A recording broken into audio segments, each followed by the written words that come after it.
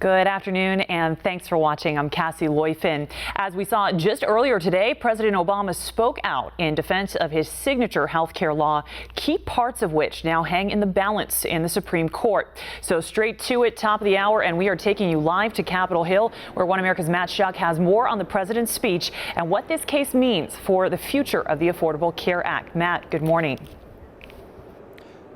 Hi, Cassie. The president's address today comes as the fate of the Affordable Care Act hangs in the balance.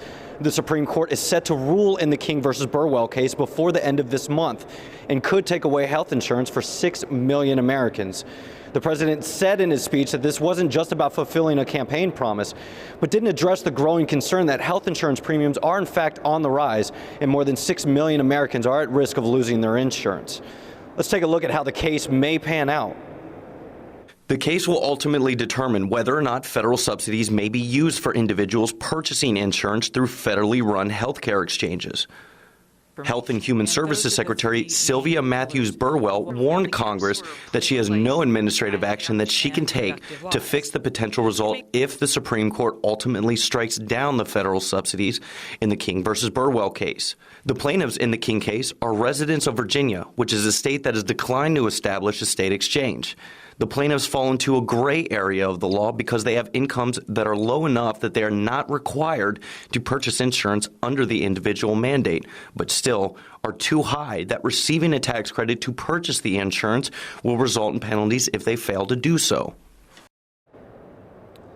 Even when speaking recently at the G7 summit in Germany, President Obama explained to reporters that his administration isn't making any efforts to prepare for the possibility that the Supreme Court will rule in favor of the plaintiffs because they, quote, probably shouldn't have taken up the case.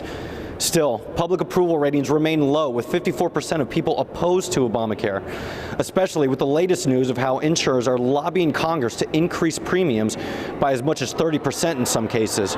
Later, I'm going to be interviewing Congressman Diane Black from Tennessee to get the latest on how this will affect the 6 million Americans. Tune in to One American News for that interview tomorrow. Cassie?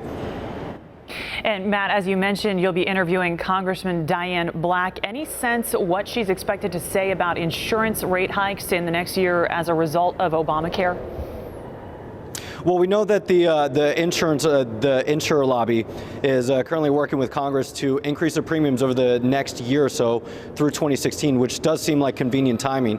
They didn't anticipate the rising cost of health care, which negates President Obama's talk earlier where he said that health care costs were actually lowering. So she's going to talk about things that are happening in the House and what we could potentially see coming out in the future. All right, great. Well, I know this one's hard to predict, but do we have any idea yet as to which way the court might be leaning in this case? Unfortunately, right now we don't. Most people close to the case are being very tight-lipped. So as of the moment, it seems like it's pretty much a roll of the dice.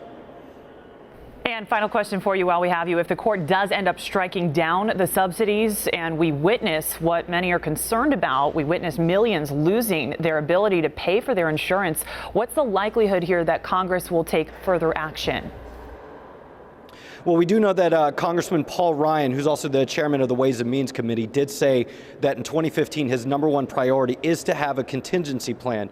Now, moving on to the Senate side, where Senate Majority Leader Mitch McConnell does say that the GOP does in fact have a contingency plan, but is very unlikely that once it makes it to the President Obama's desk that he will sign it. All right. Well, let's hope that contingency plan is thought out, and we'll take it from there. Thank you so much, Matt.